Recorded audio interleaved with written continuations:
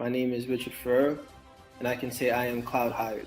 That yes, come and join and get cloud hired. I'm cloud hired. I'm cloud hired. I'm cloud hired. Hey, Go Cloud Architect family. I'm cloud hired. I'm cloud hired, guys. So I'll just say I'm cloud hired. I'm cloud hired. I'm cloud hired thanks to Go Cloud Architects. It worked for me, and now I'm cloud hired. Because of Google Architect program, I am cloud hired. See! I am cloud hired. Thank you, Mike and the Glow Cloud team.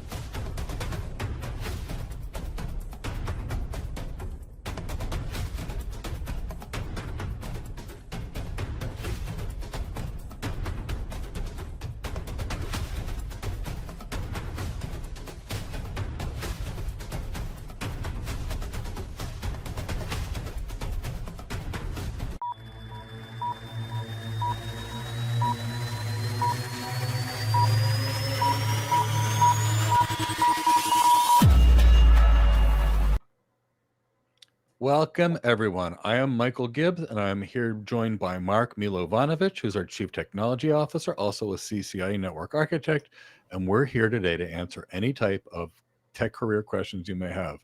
Maybe your goal is how to become a cloud architect. Maybe you want to become a cloud engineer, or a network engineer, or a network architect, or a security architect, or an enterprise architect, or an AI architect.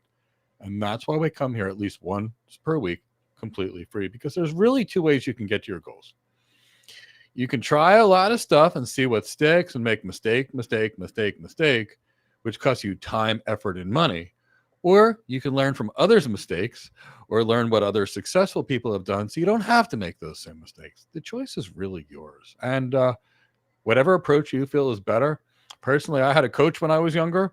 That coach, and I've had lots of coaches in my life, and that coach told me, I think you would be better off with this, this, and this. And I did that, and I rose to principal architect within 2 years, while other people were 15 years in their career looking for that first architect job. So I like to learn from others' mistakes. I like to learn from people that are there. So that's why we're here.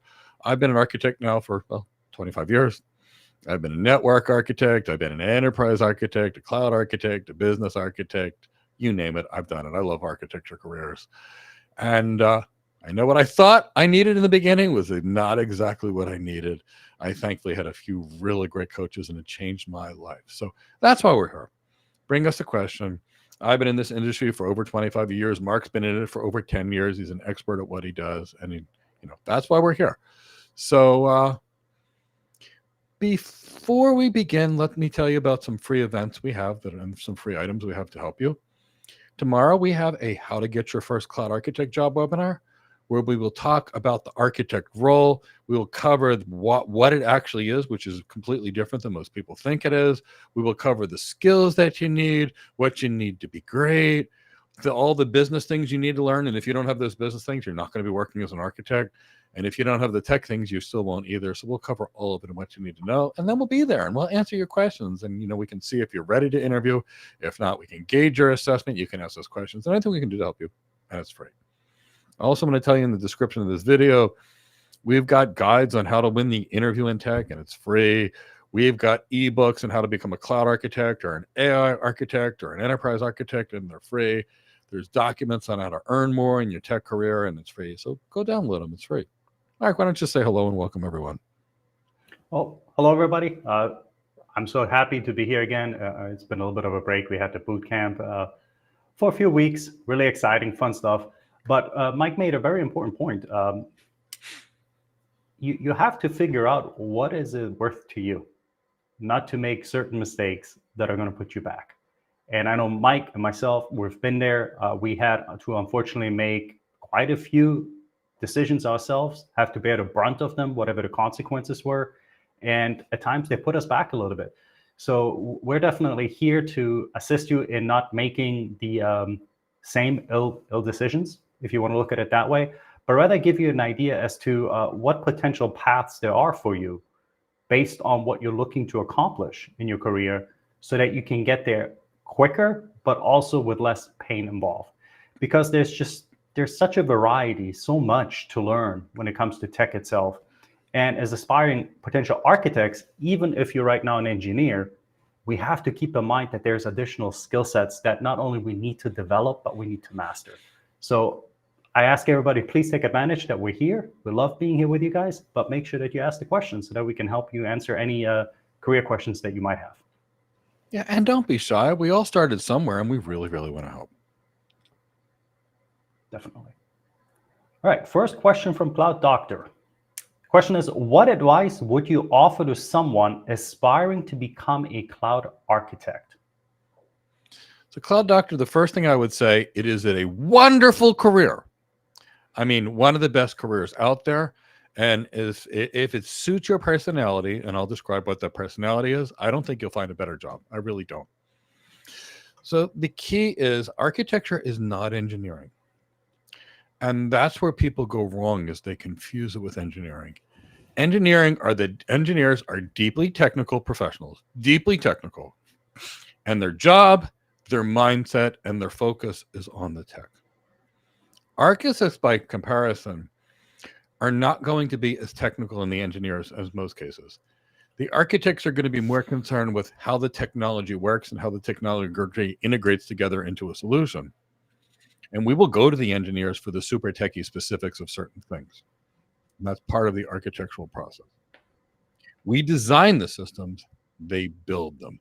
They know how to build, we know how to design. So it's very much like the actual architect role that designs a building or a shopping mall.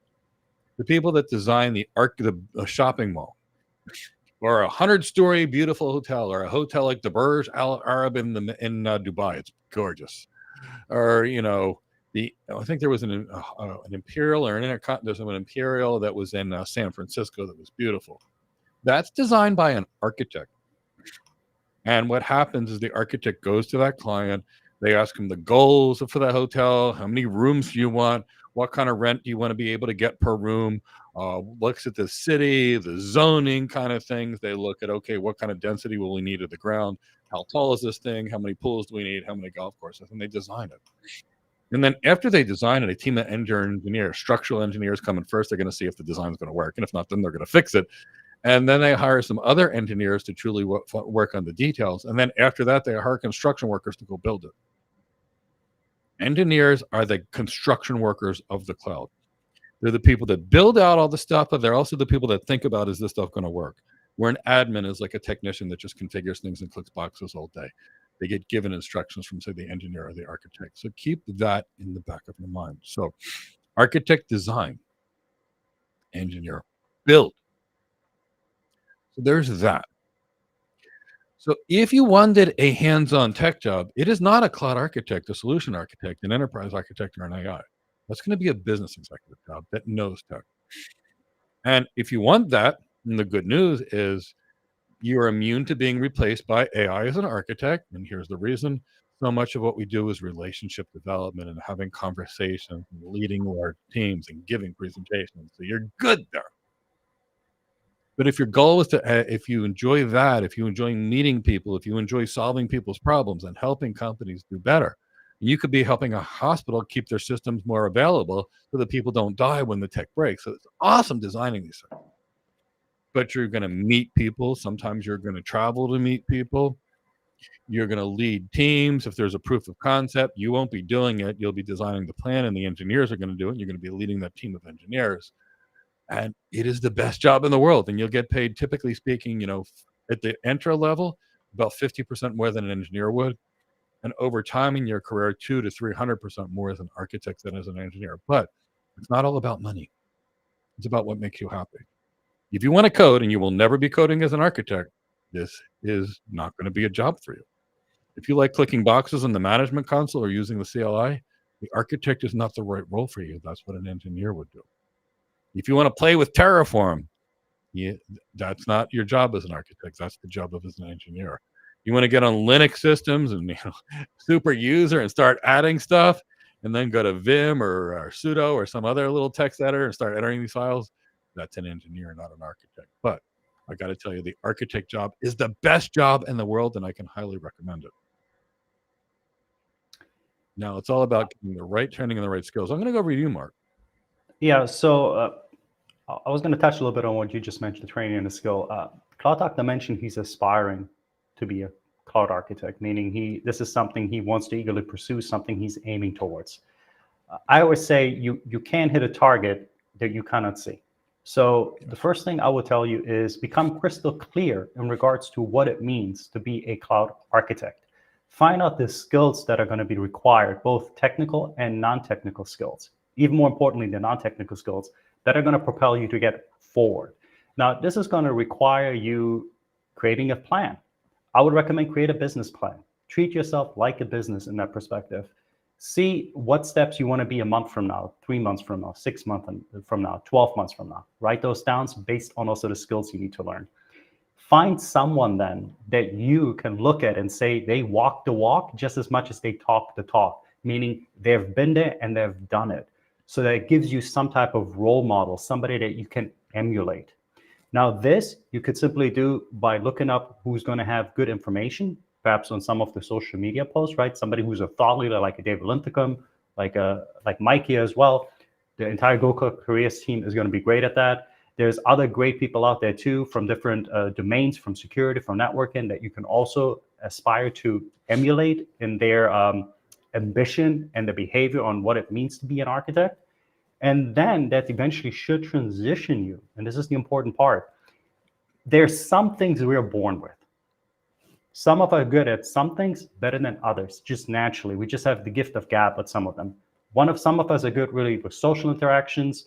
Some of us are really good with reading an audience, right? And having this emotional intelligence. Others are going to be fantastic in the technology. Whichever it may be, understand what your strengths and weaknesses are, and then get the right training, because none of us are born with everything. These are skills that you can learn, that you can be trained on, and it's very important that you get the right type of training. So that would be my advice before you ever go into anything else, but have a plan. See the target that you want to hit, and then progress forward. Yeah. Great question. Next question. Oh, actually, Mr. Christopher Johnson that says there was a career question from the previous stream. Says someone joining our architect career program who will be going to college. They would like to know whether to pursue a tech or business degree. Well, Chris, thanks for remembering to bring that up from the last one. Yep. I would not advise someone that wants to be an architect to get a computer science or a tech degree, and I'll tell you why. And I would definitely encourage them to get a business degree. Architecture is a planning role. It is not a doing role. Architecture is about, what is the problem, the business problem that we have? How do we want to change the way the business operates? And then how do we design a technology solution for that? Now that's predominantly business. And I'll go to what's actually taught in, say, computer science or computer engineering. They teach a lot of what they teach is how to code. But as an architect, there's no benefit for you knowing how to code. There is a benefit for you knowing the network. There is a huge benefit for you knowing the data center. It is absolutely critical for you to understand security and compute and storage and databases. But code is just like another language. Mark, posisisimera. Ogoimadaxi, asisadaxi. Now I spoke to him in code. It happened to be Greek, but it was no different than code. Mark speaks German, and he could talk to me, and I wouldn't understand any of it either. And he speaks a few other languages as well. But the point is, knowing another language, there you go, is not going to help me. Now, if you actually, knowing a programming language is not going to help you. Now, Giovanni, let's say I was in Brazil. If I spoke English, that would help me as an architect because I'd be able to communicate with more clients. Now, if I go home to Greek, I can speak in English and Greek. I'm great. At one point, I did a lot of business in Latin America, and I studied Spanish. So knowing how to communicate with your audience is good, but knowing a programming language won't be there. So a lot of what's going to be taught in a computer science program is some basic CompTIA degrees, typically speaking, and a little bit of how to code, and a little bit of entry-level fundamentals in things that you will never do as an architect, because it's a doing role versus a planning role. So definitely the business degree, because the whole point of an architect is you are a strategy consultant, a management consultant that's going to consult to a business about optimizing the business through technology. So what skills are going to be important there? You know, the other day I was teaching my students how to quantify the value of an opportunity, like the expected value of an opportunity. And I was teaching them net present value versus future value, because, you know, when organizations build or buy, they need to look at these calculations. I was teaching my architect students about weighted average cost of capital, so they would know how and when to compare, for example, the cost to build, the cost to lease, or the cost to outsource to the cloud. Because if you don't understand this, you can't help your client. A lot of what's taught, what we architects do, is asking questions of people and giving presentations. And the reality is, in a business degree, you're going to give a lot more presentations than you will in a tech degree. In a tech degree, you're going to be coding and sitting behind the desk and learning the tech. And I'm not saying that's not valuable. It is valuable. And if you wanted to be an engineer, I would say go after that tech degree. But if we look at what we do as architects, it's predominantly a business role. We architects, are generally speaking, are not allowed to touch our client's technology. Even if there's a proof of concept, we don't do it. We bring in the engineers and we lead them, and we bring in lunches and dinners and drinks for the as engineers while they go build the stuff, if it's an on-site proof of concept, for example. We don't touch the tech. We are focused on strategy. So we'll meet with the client and ask the client the goals for their business, as high as we can go, ideally the C-suite to start there. Then we will examine the business architecture and the business processes, the ways the business operates. So, for example, maybe how does sales occur? How does marketing occur? What product and service, how that's delivered, the value chain, that kind of thing. And we have to work with that client. Is that the way you want the business to operate today? And if the answer is yes, there's no changes that we make whatsoever. But what if they want it to work in a different way in the future? Then we need to help them think about how they want to do it. I want, well, for example, when a customer enters my online retail store, for Mike goes in and Mike buys a backpack. So if Mike buys a backpack, maybe he's the kind of guy that's interested in survival gear. Maybe he wants the life straw to go be able to filter water out of the thing, because I bought a heavy duty backpack, for example. Maybe he wants waterproof matches and recommend things that I might be interested in buying. That is a change of a business process, which now makes the company go, okay, and say, well, if the goal is this recommendation engine, what do we need for this recommendation engine? Okay, we need good quality data. Do we have it? No, then let's collect it first. If we have the good quality data, okay, we've got this good quality data. Now, how do we mine this data? How do we make predictions or inferences from this data? Maybe AI can help us with this. And AI, we can then use to make recommendations and learn from the data, and then make recommendations to the client in a generative AI architecture. So we know what we're working with, but we don't know that until we know the business goals.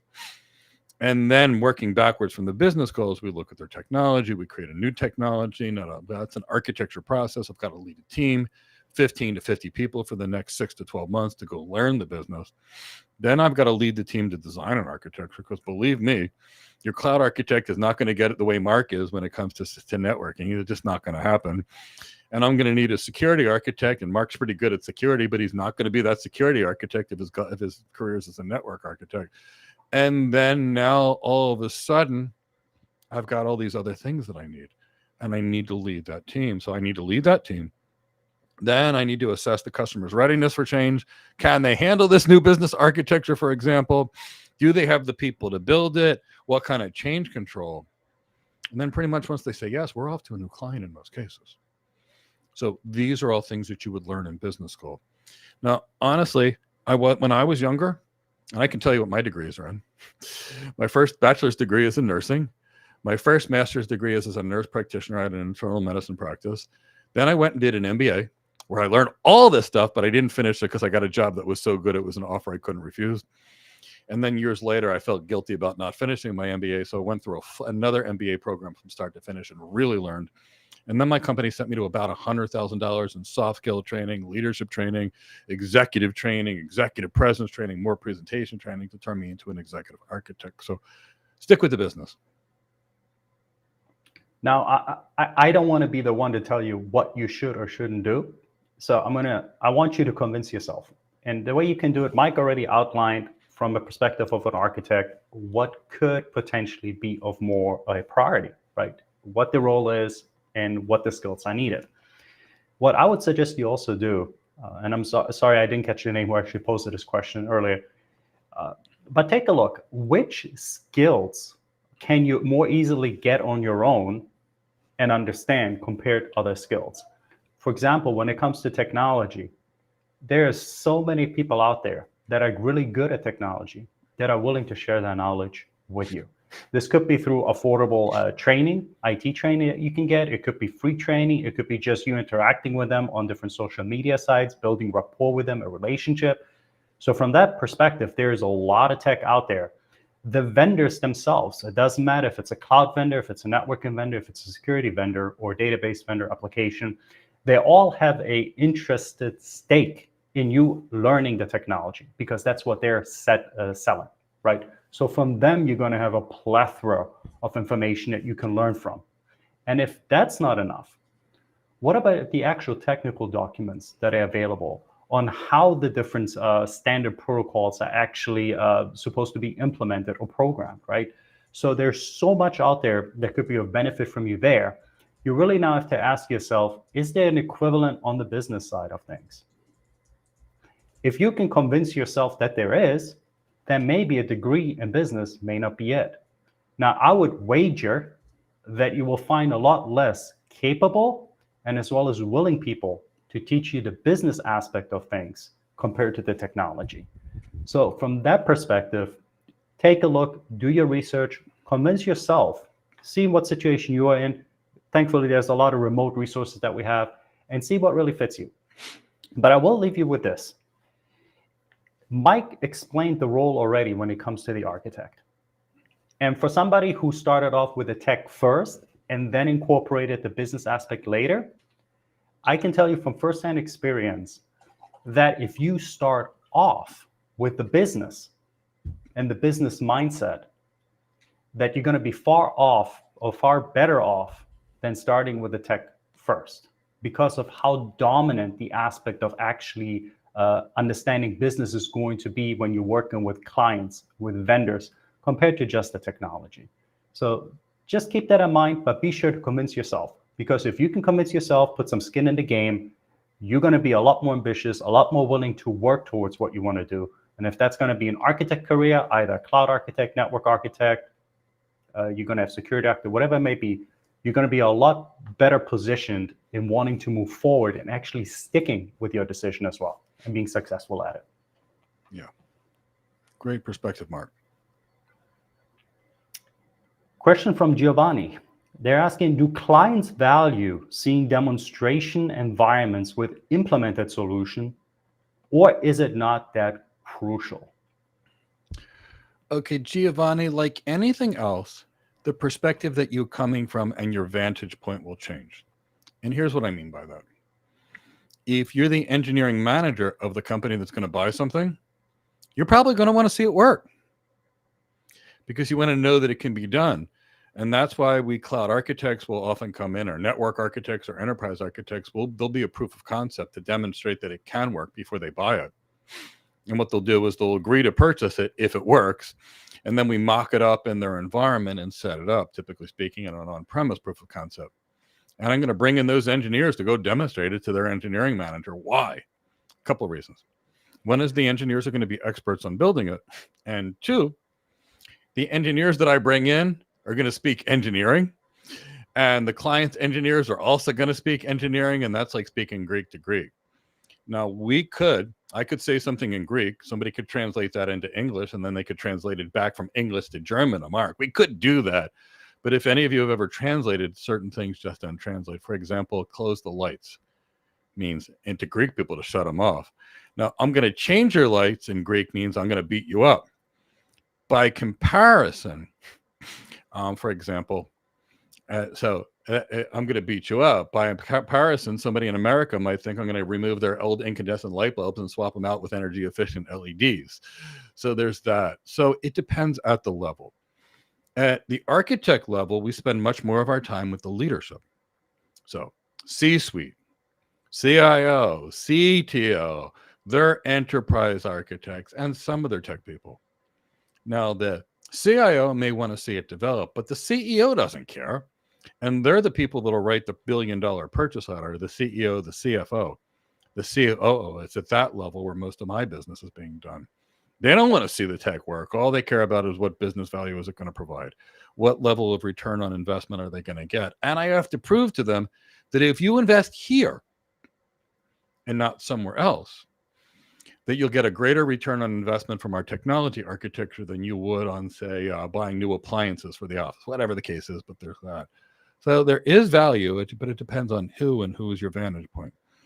The perspective, even in a hotel, of the general manager will be different in many cases than the front desk receptionist, which will different be than the maids that are cleaning the rooms, which may be different than room service people, because they all have a different job to do, and they all have something differently that they care about. So it's about going and finding that client, figuring out what they need, and communicating to them what it matters.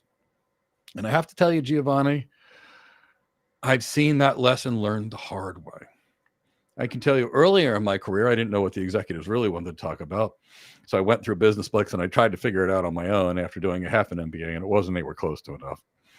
And then after that, I had some coaching on CXO relevancy and leadership, and I was doing billion-dollar deals and billion-dollar architecture. So it's all there. So it all depends on the perspective. But generally speaking, the executives that have the money to buy your stuff don't care so much about seeing it. They don't care how the technology works. They don't want to know. Average CEO's time is $15,000 an hour, and that's average. You're dealing with some companies where it's $100,000 an hour, meaning they'd lose $100,000 of business if they can't do what they're doing inside of that hour. So they can't waste an hour to go look at tech. They don't have the hour. They're already working 12-hour days, 6 and 7 days a week. So it all depends on the perspective of where you're at. But it's a great question, Giovanni. And you always come and you always bring good questions. So please keep asking them. Definitely. And I simply say what Mike said. It's going to truly depend on who you talk to, what the situation is, how familiar they are, number one, with the solution anyway. Most customers are going to have an idea what the solution is or the technology roughly. For example, if they know that cloud is going to be a possibility, generally speaking, they at least have a basic understanding of the term cloud. And what I mean basic is they just know it's some type of network that's not theirs. So I'm not talking about them understanding compute, databases, networking, and all that. They just know it's something that's not there, but it's akin of a data center. And then you're going to have to do the thing that most people don't enjoy doing, and that's talking, asking questions, getting familiar with the business, and really then seeing, is it necessary to really demonstrate what the solution can do? And as Mike mentioned, if you're talking to a stakeholder, they're really not going to care if you explain to them how traffic engineering is going to work to the cloud. They want to simply know the problems that we have, can they be solved, and can it be solved cheaper than somebody else, because they're in it to make money. And generally speaking, depending on if they have a product, also how they deliver the product to their customers. So vantage points are going to be different. If you're talking to engineers, they want to know how it works, especially if it's a more complex solution.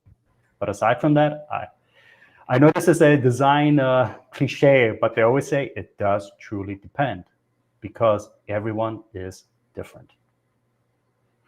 Can we go to Pop K Dodge? Because that's a pretty interesting question. All right. And so she's a cloud engineer with 5 years of experience. What are our thoughts on pursuing a career in consulting to enhance her architectural skills through exposure to a diverse set of challenges? And then I had asked her, do you mean management consulting? Or do you mean engineering consulting? And she responded, engineering consulting.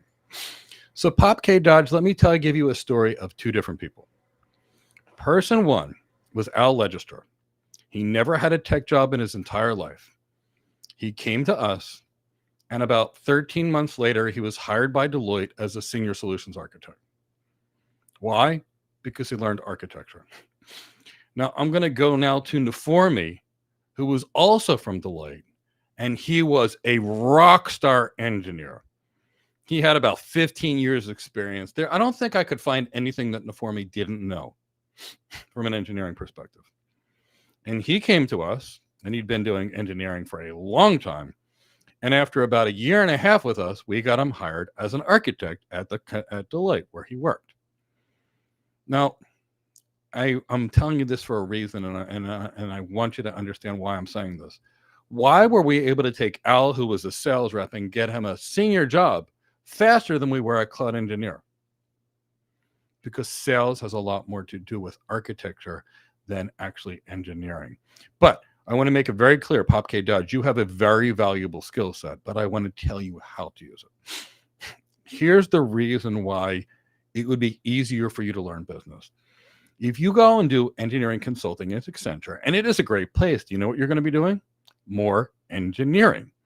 You're going to be talking to clients about their technology that's not working, and you're going to figure out how to make it work. Great. You become a better consulting engineer. But what you will not be doing is the architect work. You will not be speaking to the C-suite, because in generally speaking, they don't allow the engineers in the same room as the C-suite, because they'll talk about things the C-suite doesn't care about. So you'll be shielded from all the big business. You'll be focused as an engineer and seen as an engineer, not an architect. So you could do it. Now, how do you go from engineering to art? Now, if you wanted to be a management consultant by comparison, and say you had a business degree and you had strong business acumen or an MBA, and then you were at Accenture and said, you know, I'd like to join your management consulting division. Now you would actually be doing architect work every day, and management consultants are actually called business architects. And I've done lots of that too. You'd be going to the client and asking about their business goals. You'd be learning their business processes. You'd be selling architecture engagements. You would be building teams of people that are going to come in. You'd be responding to RFIs, RFQs, RFPs, and you'd actually be doing the architect job. So if you said, I'm an engineer, you've got a lot. 5 years of engineering can be a lot. I mean, you'll know far more about the tech than than architects in most cases, because they're going to be focusing on the business, focusing on the sales, focusing on the lead, focus on the executive, focusing all of that. So I'd rather tell you that to get an MBA or do that, or take an architecture course like ours where you're going to learn to be taught architecture. Because, and I hate saying this, for the majority of people, and Jawad, I can think of, was a cloud engineer for about 5 to 8 years before we trained him. We trained him, and a year later, he's working at AWS as a solution architect. But at the same time, Ivan Tamba was working as a waiter, and we got him hired as an architect, because you don't learn architecture by doing engineering. You don't learn how to fly a plane by being the flight attendant. You don't learn how to design a building by building a building. But you have that background, and I find your background very valuable. So I'd recommend either going to business school or getting some architecture training. And then you could easily just go make that jump from engineer to architect when you know how to do business process engineering, when you know how to lead large teams, when you know how to sell, when you know how to present. Now, I do think if you did consulting at Accenture in the engineering space over the course of the next 5 to 10 years, you probably would get some of those skills. I really do. But I'd hate to see you spend the next 10 years in some role trying to get to your real goal, when you could take an architecture course for a year or get an MBA in 2 years, and not only will you get your next role, but you'll be polished and smooth and you'll get paid a lot more. So what do you really want to do? Do you want to be a cloud architect? Do you want to be a big data architect? Do you want to be an AI architect? And I got to tell you, if I was you with the data background, I'd be looking into AI architecture. Because if you're very familiar with data pipelines and data hygiene and mapping and reduction, for example, and ELT and ETL tools, and working with various forms of data cataloging and object storage, you can do anything you want. Like I said, I went from practicing internal medicine to architect. It was no big deal for me. I just got the training. But that would be something that would make it even easier on you. What are your thoughts, Mark? You've been both an engineer and an architect. Yeah, I'm going to put it this way to you. Consulting is great. I've done it. It is very fulfilling. It could give you a diverse exposure. The difficulty with consulting is, how do you get the customers? That's going to be one of them. So if you don't have a rapport, meaning you don't have a reputation, or you don't have somebody who's going to provide you with a lead so that you even get the customers, it's going to be very, very difficult for you to be able to gain that experience that you're looking to get by being consultants. What you might be able to do is bite the bullet a little bit, as they say. Go work for a company that perhaps is a consultant company by itself, or managed service provider, something in that avenue that are going to have a diverse set of customers. and get into a role where you're going to be designing and doing some type of potentially pre-sale or that type of role where you can work more on the actual business side or the business requirements compared to just the functional or the technical requirements, as we call them. So it's going to be dependent really on, do you have the leads? And I'll give you a little bit of an example because I remember this up to this day. There was a stage in my life I was looking to get sponsored to take my Series 7 license, and that's an investment license to buy and sell stocks basically. And I was so happy. I was doing my 66 Series license, and I was about to get my 7. So I got in contact with a manager at Merrill Lynch through another customer that I had for currencies. So it's kind of like the middleman. And I remember going into that interview with the manager of Merrill Lynch, and I can't tell you how grateful I was to this man for his honesty and his candor in a sense. He told me, Mark, I have no doubt that with time and the right training that you can excel. But you're not bringing any customers. You don't have any leads. How would you generate them? Because you would be dependent on us to do that, and that's not the type of role. And while it stung me, because I really wanted to do it, I love the idea of doing investments, talking to customers, it was the reality pill that I needed. Because I didn't think of it that way. I just thought, yeah, no big deal, put me out there. I'll do a bunch of cold calls. If I need to knock on doors, I'll do it. But he was really explaining to me how difficult, how much of an uphill battle it potentially could be to jump into a role like that without bringing customers. So that's why I said consulting can be very rewarding, but if you don't have the customer base or a way of gaining the customer base, I think it's going to cause a lot more frustration to you than good. So just a little bit of my personal experience, but think it over. You can do whatever you like to, right? Because I don't know your background in these things, but I want to be transparent. I want you to see that it's all no roses, as they say. There are difficulties with it, and you have to keep them in mind because you want to be able to work around the difficulties, because difficulties will be there.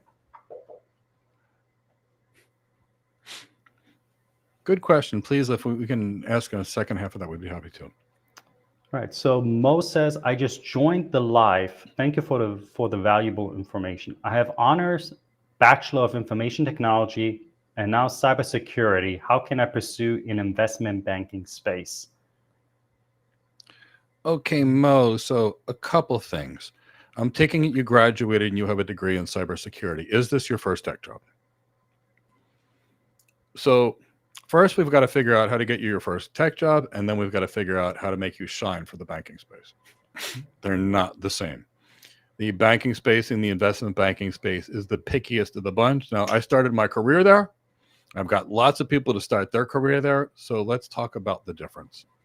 If you've just got a degree in cybersecurity, you don't really know cybersecurity yet. So the first thing we need, and I'm going to tell you how we determine what you want to do.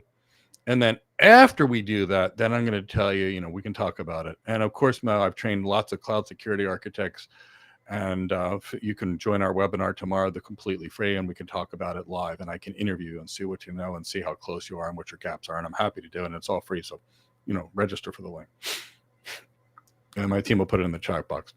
So first, we want to determine what kind of security role you want. Do you want a design role, where you're designing a way to protect the enterprise, for example? Do you want an ethical hacking role where you're being paid to break into the system to identify system flaws? Or do you want to be an engineer that actually fixes those things and configures the firewalls and the IDS, IPS systems and the VPN concentrators and the data loss prevention systems and the SIEM systems? If you can let me know that in the chat box, because first thing is we need to know the ultimate goal or the target, and then we can build a plan to get you there. And then we'll talk about things that you need to know based upon that, because for the security architect, it's one set of skills. For the engineer that builds it, it's another set of skills. And for the penetration tester or the ethical hacker, it's a third set of skills. So if you can let me know that, if not, I will go down the architect path and then the engineer path. I will add I'm also going to discuss Mo, certifications as well. Go ahead. When it comes to investment banking, hospitals, this is not something that anyone will let you near as your first job, even as an architect.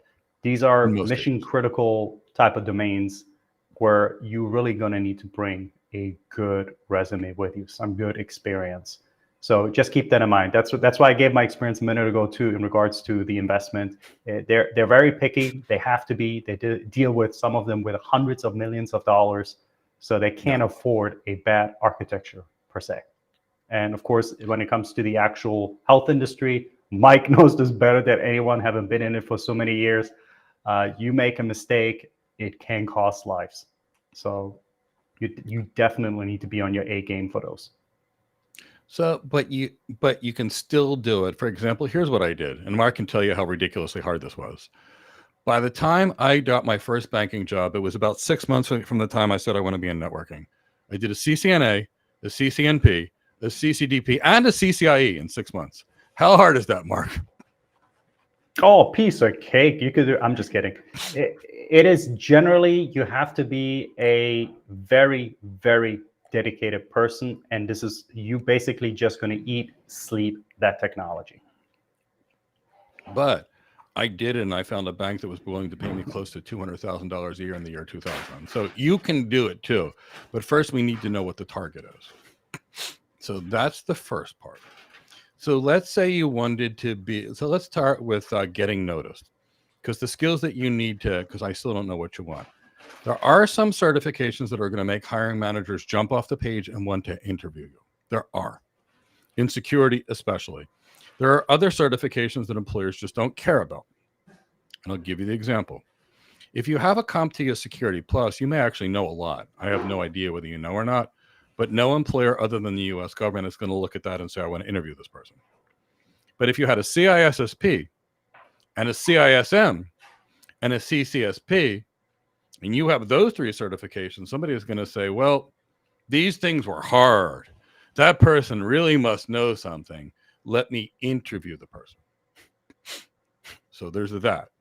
And if you were a security architect, I would teach you first how to learn business, because you're not going to get the architect role without learning business. And I would tell you how to examine a business and how to ask the right questions and how to examine the organization's business processes and how to calculate the cost of downtime and how to calculate an organization's security risks and what goes into creating an end-to-end encryption strategy and what would your defense in depth and zero trust architecture like. How would you design for a data loss prevention strategy, for example? What kind of SIEM systems would you use? How would you design your demilitarized zone? What type of storage encryption do you need? What kind of transit encryption do you need? What kind of network security do you need?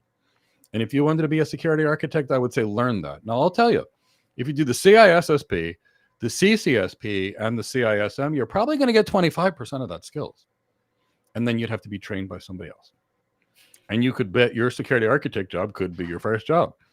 And I've got lots of examples of people that have gotten cloud security architect jobs or security architect jobs as their first job. Lots of them. Even Delroy Batt, whose last job was on an ambulance, who didn't graduate high school with a bachelor's degree, his first job was a cloud security architect. Well, actually, that's not true. He never worked in tech. We trained him within a few weeks of training, and we got a security engineer job. And when he finished our program, he was hired as a security architect. So there's that side of it. Now, by comparison, if you told me you wanted to be a security engineer, now that would be different. Now I would say, look, you still need to get that CISSP because that's your fundamental. That's kind of, to me, the intro to security certification and to many hiring managers. Now, I would also need you to know how to do this stuff, which you're not going to get in a CISSP. That's going to be a theoretical exam. Now, I might tell you to get a CCNP in security where you learn how to configure Cisco firewalls or the Palo Alto professional level of security certification and get that. And I'd probably still tell you to get the CCSP as the third one because everything's cloud. And between the CISSP and CCSP, where you'd learn security, and between that Palo Alto one where you'd learn hands-on. And then I would still tell you to go out there if you wanted to be an engineer. Remember, engineers and architects are different. And I'd teach you how, I'd ask you to set up a server, put a hypervisor on that server, create a whole bunch of virtual machines on that servers, scan those servers for vulnerabilities, for example, potentially even play with Kali Linux and try to hack into those servers, Learn how to harden those operating systems, what's necessary that goes into that. Studying endpoint protection, you can see it's completely different than the architect. And the goal is, you got to go out there and build your brand. You got to go out there and get the right skills. And then you've got to go out there and create the right resume so people want to talk. And what needs to be on your resume? The things related to your job. So I had a student, Arun. He came to me. He was really smart, incredibly smart. And this guy had like every silly AWS certification you can manage. He wanted to be an architect, but he had a DevOps certificate, a developer certificate, a SysOps certificate, and no professional certifications in architecture. But he knew how to architect because I trained him. He was awesome. And then he came to class and I said, he's like, I don't understand. I keep getting these deep technical interviews. It's not like what you say, Mike. It's not like all the other people that got hired, what they say. And I said, Arun, can I see your resume?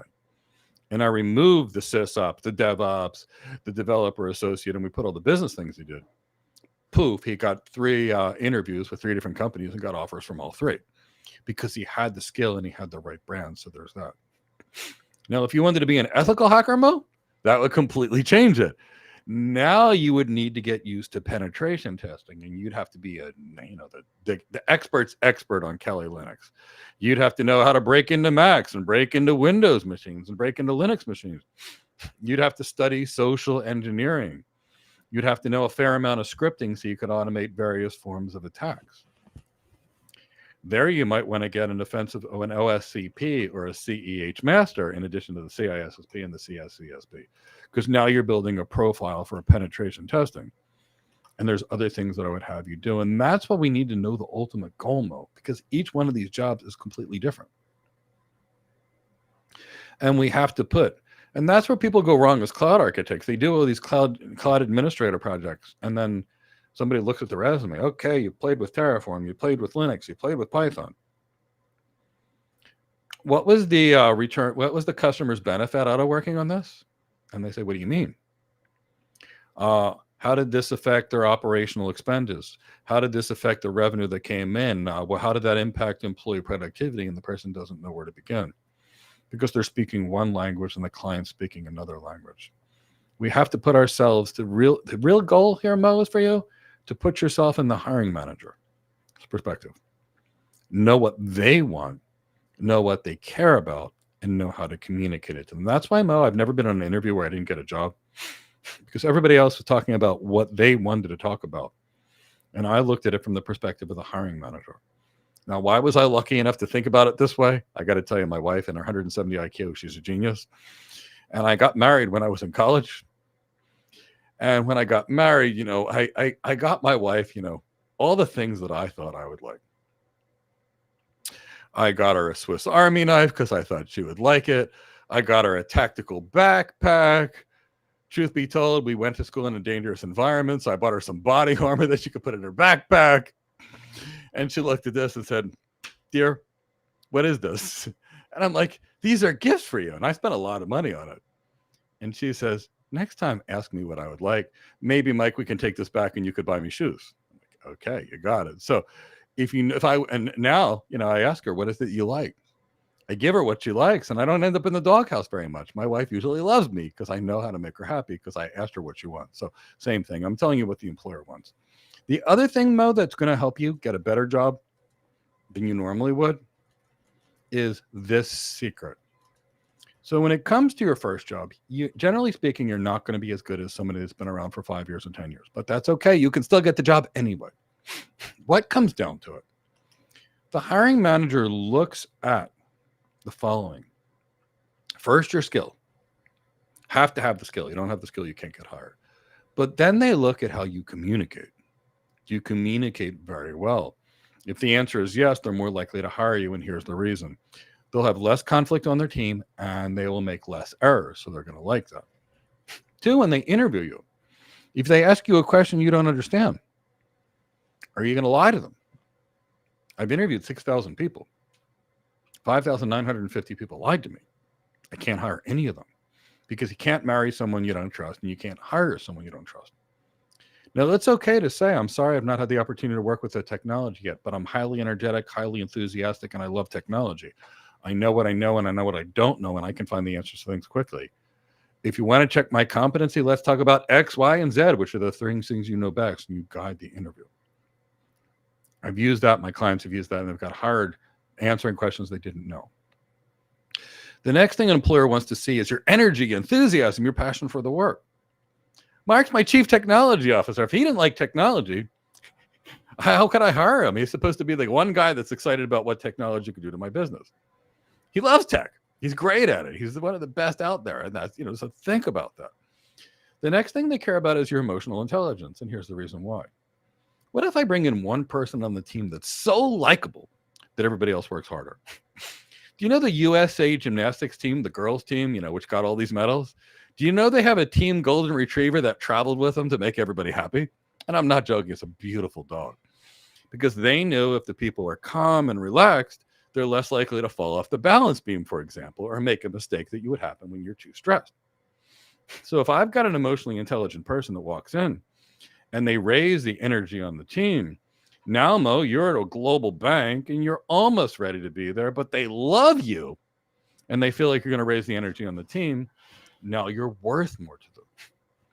Now, the next two things that employers care about, and I've asked thousands of managers and hire people and hire executives, recruiters, as many people I could speak to over the last 25 years, they care about the following. How good are you in a team? I see you got a Lakers jersey over there. That kind of team player employers want, because nothing great has ever been accomplished by one man or one woman. It's a team. And the last thing I care about as an employer is what's going to happen when you have to go above and beyond. Every once in a while, a business is going to have something crazy, and they're going to run on a tight deadline, and you're going to have to put that person in a position that you don't want them to put them in. But will they do it for the short term, and then afterwards, can you go back to normal? That's what employers want. And guess what? 50% of your first interview is related to your competency, but the other 50% is related to the rest. So make sure you can show them you communicate well. You've got that energy, that enthusiasm, that passion, and you're going to be good to go. And it's not where you're starting off knowledge is. It's not. It's the knowledge you've got. There is no such thing as an entry-level job. I mean, seriously. The first job for an airplane pilot is what? Flying an airplane. The first job for an attorney is practicing law. The first job for a doctor is practicing medicine. The first job for a pharmacist is handing out medications. They are, people don't think they're entry-level jobs, but what's different? Why was my first job practicing internal medicine? Because I spent 7 years in school learning it. Why was I a network architect within 6 months? Because I spent $40,000 on networking training and I read 50,000 pages and I locked myself in technology land for 6 months of my life. And I mean, I studied 16 hours a day, 7 days a week. I wasn't new. You got done school. You got a degree. That makes you shine. You probably learned how to write in that degree, which is great. You learned how to learn. You learned how to research. You learned how to separate quality information. And you got some basic fundamentals. Good. Now you're in the position to go build on those funnels. And even if you got your first job and it was an $80,000 security architect or security engineer job or a $100,000 one, and then 2 years later, you're in a bank earning $250,000 a year, that's no big deal. You can easily do it. And if you're really great, you'll get somewhere in between that as your first job. Average student that we graduate gets between $150,000 and $200,000 as their first job. Why? Because we focus on all those businessy skills and all those things employers love, not just the tech. So I kind of hope that answers your question. Please feel free to answer more. Mark, do you want to add to that? No, I think you covered it well. I think Mo has some thinking to do and exactly on what he wants to accomplish, which direction he wants to go. But what I would tell Mo, probably just from my perspective, is that you want to basically stack the deck in your favor. And one way to do that is get quality training. I know I sound like a broken record when I say this, but I've gone through plenty of training. Not all of it has been good. And I learned what I was missing from that training through actual experience. And even those experiences weren't always that good. So try to get training once you know the path you want to go towards. That's the important part, because if you don't know where you want to go, you're just going to wander and you're going to get distracted by learn this right now, learn that right now, and you're going to be sitting on YouTube watching channels that tell you that you need to learn Linux when you really needed to learn what it means to have a business, what business prioritize, not just the tech. So then get the training that is necessary. But besides that, Mo, sit down, write a list of what you want to accomplish and where you want to go. And I think that'd be the first step. And you're always welcome to come back, ask more questions. You can always get a consultation with us too if you want to see how we can help you from a perspective of Go Cloud careers, if that's what you want to do. Otherwise, be very specific in what you want, have a vision that you can follow and execute appropriately. Yeah, and then Tyrone, I want to get to Prasan's question, but I want to hit the sales aspect for Pop K Dodge real quick. Because we as cloud architects or solutions architects, we are in sales, but we don't have to find the customers ourselves. We are not the account managers. So what'll happen is either if you work at Cisco, sometimes the customers are just going to reach out to you. Or what'll happen is you'll be paired with an account manager or an account executive that's a full sales rep, and they will schedule the meetings and bring you in. So you're not going to have to go out there and schedule the meetings. That'll be taken care of for you. You're just going to be pulled in to help this sales rep out, help this sales rep out, help this sales rep out for all the work that we do. So lots of sales. And, one of the exciting things about this, I don't always show this, but it really helps you plan your career. So a lot of times I've worked with lots of engineers and early stage architects, and they're like, I don't understand, Mike.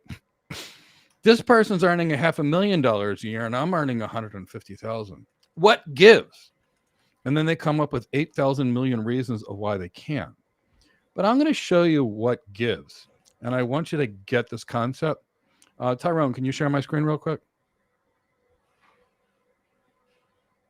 So here's a screenshot directly from Glassdoor. And this is a principal architect at Google, the salary range. Now, I was a principal architect within 2 years. But here's the thing I want you to notice. Notice that pay range is $394 to $677. Look at that. $394 to $677. That means almost $300,000 different for the architect. What goes into that? Well, if you want to know what goes into this $300,000 difference, it's going to be as follows.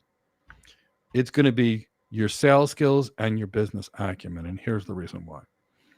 In my career, I did a $1.1 billion deal that I closed with my sales rep. That year, I brought in $1 billion deal on this outsourcing project, and I brought in about another $100 million on little mini projects throughout the year. I brought $1.2 billion of revenue into a company that had 69% margins. So if you think about that, it's hundreds of millions of dollars. Paying me $750,000 like you, or $677 like you saw on that Google thing, is nothing, because I brought in $690 million of business after expenses, etc. Now, by comparison, if I was a better tech person, and I have great tech skills, but if I was focused on the tech, and I was the tech whiz, and I could bring in 100 million versus 1.2 billion, how much money do you think the company has to pay me? A whole lot less. So what goes into your skill is the amount of transformation you can make in that client's business. How do you build transformation in that client's business? You learn business, because you can't transform a business if you don't understand business. The second side of it is how good can you sell? And there's the question right after this, which goes into pre-sales versus post-sales. And I'm going to tell you one of the main roles of an architect is to sell no matter where you work. But that's it. But we don't have to worry about the hard stuff, which is scheduling contracts. We're not like a financial advisor at a bank where they got to go in there and they got to create their own book of business. Now, if you decided to start your own architecture firm, yeah, you'd have to start all of that from scratch. But somebody will schedule the things. And honestly, I can tell you, being an architect, and I was a principal architect within 2 years, my biggest challenge was, okay, you want me to be in Dubai, and you also want me to be in Hong Kong, and you want me to be in London. Which is the biggest opportunity, and I will go to that one. So but that was at the level I played. But generally speaking, they're going to be requesting you. So that's not something you have to worry about. If you don't mind, Mike, I wanted to add something for everybody, since we were on the topic of sales. Something that I've done a lot with when I was working for the MSP, for the engineers, for fellow technical solution engineers, architects, as well as the help desk. I always gave them a quote from Zig Ziglar, and I did that for a very specific reason. This is what the quote says. I have always said that everyone is in sales. Maybe you don't hold the title of salesperson, but if the business you are in requires you to deal with people, you, my friend, are in sales. So many times we assume because we're in a more technical role that we're not representatives of the product, representatives of the company. And that is really a wrong way to look at it. Anytime you're interacting with people, you're selling something. It could be selling yourself. Are you a good person? Do you want to be my friend? Other times it could be, would you make a good life partner, right? Those are things. When you're working for a business, the janitor that is cleaning up the floor, that's cleaning the toilet, you know what he's doing? He's selling that company on how tidy, how clean they are, how pristine they are, how much they care about how you feel, your experience. And the same thing is going to go for you. Now, one important aspect, though, is going to be, do you believe in that product? Product could be you. Product could be something the company offers. But if you believe in it, guess what? It's never going to feel like you're selling. It's never going to feel this, what some people consider a dirty type of selling. Yeah, it's not dirty, never. Yep. You know what it's going to feel like? Is that you want to help somebody get something that they need, something that can improve their life, can improve their business. So just keep that in mind. Even though you don't have that title of salesperson, you're always selling. And if you keep that in the back of the mind, this idea that you have to perform that type of interaction is going to become a more positive experience for you and as well as the people that you deal with, because you're naturally now going to look for ways to magnify the positives of that product while trying to play matchmaker on a need that a customer has with a product that you have. No different than what you do when you go to a store, right? You have a need for something, you see a product and you buy it because it speaks to your requirements. So just keep that in mind. No matter what position you're in, you're always selling. Yeah, and I'm going to add to that. So I used to practice internal medicine in my youth. I know I have a bit of an interesting background. Now, I can remember I just got done school. I was working in Philadelphia in an internal medicine office, and I had a patient with a condition called AFib. Here's the thing, that if a person has AFib and you don't treat it with things to keep the blood from clotting, they can get a horrible stroke and they'll be paralyzed for the rest of their life. I mean, seriously dangerous. And the drug that we could prescribe in that time was Coumadin, which was also the main ingredient in rat poison. So trying to get people to take the microdose of that rat poison that we needed to give them to prevent a heart attack or a stroke, you can imagine how challenging it was. So one of my first days, I got a patient with AFib, and I needed to give them a low dose of Coumadin, otherwise they would have died within 12 to 18 months. And I tried to give it to them, and I'm not taking that. So then I found the doctor, and I said, you've been a doctor for 25 years now. Can you help me with this? And he walked in there, and he told her exactly why she needed to take it. And then he said, Mike, come with me. And he picked up some Dale Carnegie books off his shelf, and he said, Mike, you need to sell. He said, if you can't sell your patient into losing weight, exercising, stop smoking, they're going to die. If you can't convince them to take their medication, they're going to die. So either you learn to sell or get used to people dying. So I took it seriously. I took every sales course and read every sales book I possibly could. But that's kind of the thing to think about it. This is not dirty selling. If I design an architecture that can take a retailer that's doing, $100 billion a year of sales, and with AI create a recommendation that can help them do 10% more sales, and I add $10 billion of sales, I help that company, and I help that company's employees. They'll be less likely to get laid off and more likely to be new jobs created. So we always have to think about sales, and sales is part of it. And that leads perfectly into Brasant's question. What exactly does a pre-sales cloud architect do from a different from a non-sales cloud architect? And Basant, the same job, but I'll tell you how the job would be different. If I work for, say, Cisco as a solutions architect, and here's the difference between a solutions architect and a cloud architect. A solution architect works for a vendor. So if you work at AWS and you design, present, and sell AWS stuff and only AWS stuff, you're a solutions architect. If you work for NVIDIA and design, present, and sell NVIDIA's products, you're a solutions architect. If you go to Cisco and design, present, and sell Cisco stuff, you're a Cisco solution architect. So that's the solution architect. The cloud architect, by comparison, designs, presents, and sells the solution across all cloud providers, private clouds, hybrid clouds, multi-cloud. So it's a bigger role. Except AWS calls their architects solutions architects, and they have cloud architects there that are more technical architects. But for the rest of the companies, meaning all the other hundreds of thousands of companies other than AWS, the cloud architect is a bigger role, slightly further away, and it means multi-cloud architect versus just a single cloud. And 98% of business are multi-cloud. So when I'm at Cisco as a sales architect, I meet the clients, I ask the clients about their business goals, their business pain points, I examine their business processes, I examine their technology strategy, and then I design a solution for them. I will lead the architecture team that'll put the solution together. If there's a proof of concept, I will lead the proof of concept team into building it. I will work with that sales rep to sell it. I will deliver the presentations, help the sales rep respond to the RFIs, RFPs, RFQs. I will leverage my team to do it. And then it's time to sell the solution, and they sign on the dotted line. I go to my next client and do it again and again and again. What won't you do as a pre-sales consultant is touch the technology ever. You won't be allowed to in most cases, and you won't do so. Now, poof, I just got hired as a post-sales cloud architect for a bank, and I've had these roles too. Now I work at a company, and guess what? That company has business challenges. So what do? I go to the CEO of the company and ask them about the vision of their business for the future. I then speak with the chief information officer, the chief technology officer, the department heads from all parts of their business, and I examine the business, I examine the technology. I then go out there and call my vendors. So 98% of organizations are multi-cloud. So now I work at an end customer, say a bank. I call AWS, I call Cisco, I call Oracle, I call Azure, I call IBM, and I ask them to show me what they want to sell me, their designs. Then I help negotiate with all these various companies. I manage the stakeholders, and then I get something.